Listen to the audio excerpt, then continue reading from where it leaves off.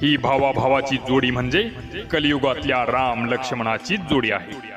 मोहोळ तालुक्यातील बिटले येथील शंकर सौदागर माने आणि अनिल सौदागर माने हे दोन भाऊ आज बदलत्या जगातही एकत्र राहतात आणि एकत्रित कुटुंब पद्धतीने एक दोन नाही तर तब्बल 50 गायींचं संगोपन करून दूध उत्पादनातून चक्क महिन्याला लाख ते 1.25 लाखाची कमाई हे करतात।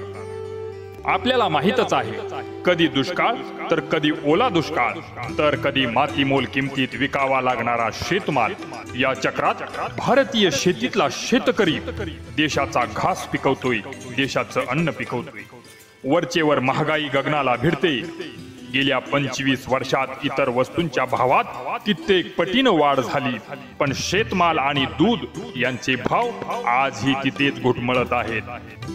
तरीही आपल्या देशातला शेतकरी हा झुंजार आहे। नव्या प्रयोगाची सांगड, कल्पकता आणि कष्टाने आपला बळीराजा घामाचं मोती करतोय। अशाच एका कष्टाळू, ध्येयवादी आणि प्रयत्नवादी दूध उत्पादक शेतकऱ्यांचा प्रेरणादायी प्रवास आपण पाहत आहोत।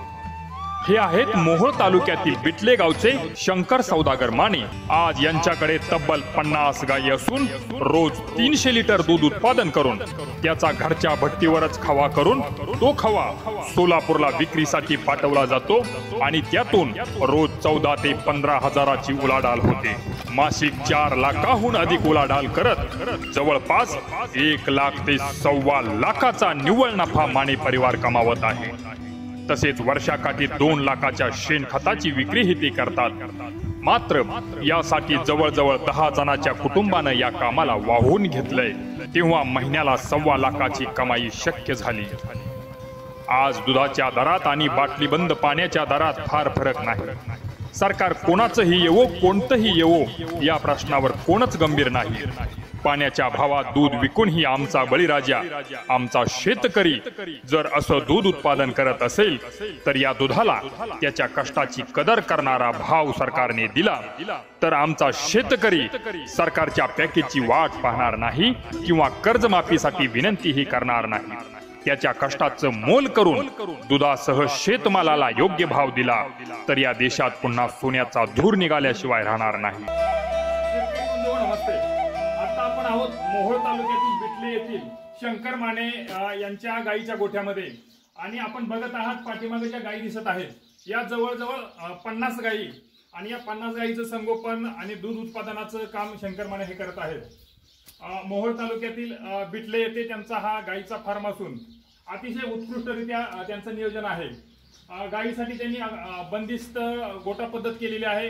गायींसाठी वैरणीची स्पेशल व्यवस्था केलेली आहे आणि अशा पद्धतीनं दररोज या 50 गायीपासून जवळजवळ 300 लिटर दूध उत्पादन करून त्यांनी एक समाजामध्ये आपली वेगळीच ओळख निर्माण केलेली आहे आणि असा हा त्यांचा प्रेरणादायी प्रवास आमच्या इतर शेतकरी बांधवासाठी आपण दाखवणार आहोत।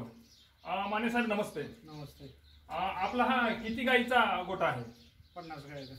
50 गायी आहेत आणि या 50 गायी पासून साधारण रोज दूध संकलन किती होतं? 300 लिटर। 300 लिटर दूध संकलन होत आहे। मग हे दूध तुम्ही डेअरीला घालता का तुमची स्वतःची डेअरी आहे की काय तुम्ही त्यापासून काय करता नेमकं? दूध विक्रीचं नियोजन हा म्हणजे ते घरीच करता खावा? तर आपण ऐकत आहात त्यांच्याकडून की या 50 गायीपासून जे रोज 200-300 लिटरच्या आसपास जे दूध निघत आहे या दुधापासून ते स्वतः घरी त्यांच्याकडे भट्टी आहे आणि त्याच्यावर ते खवा बनवतात। मग या खवा विक्रीची व्यवस्था काय आहे? खवा विक्री सोलापूरला चौकामध्ये। म्हणजे सोलापूरला खवा विक्रीची रोज व्यवस्था केलेली आहे। आणि शेतकरी बंधू आपल्याला माहिती आहे शेती उद्योगासमोर दररोज नव्या अडचणी आहेत। मध्यंतरी आलेला कोरोना, त्यानंतर झालेलं लॉकडाऊन आणि या लॉकडाऊन मध्ये भाजीपाल्याची फळाची झालेली नासाडी आणि त्यातून शेतकऱ्यांचं झालेलं भलं मोठं नुकसान, तीच अवस्था कोरोनाच्या आणि लॉकडाऊनच्या काळात दुधाची सुद्धा झाली होती।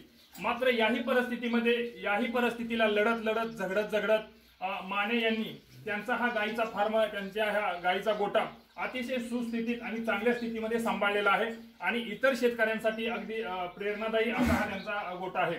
एकंदर मग तुमच्या ह्या रोजच्या संकलनापासून किती खव्याची निर्मिती होते? 60 किलो।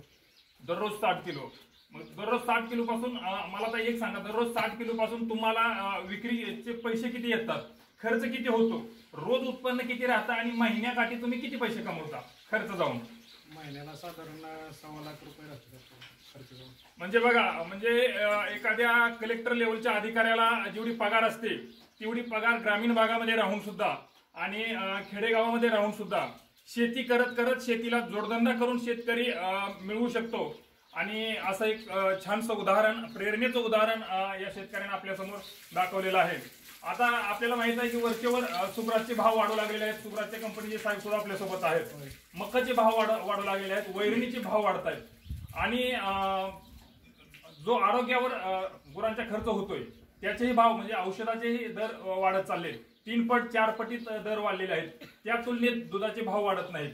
मग या संदर्भात तुम्ही सरकारला काय आवाहन कराल? दुधाला दर चांगला द्यावा. आता किती साधारण आता दुधाला दर किती आहे? साधारण 22 रुपये. 22 रुपये दुधाला दर आहे आणि पाण्याला 20 रुपये लिटर पाण्याला 20 दर आहे.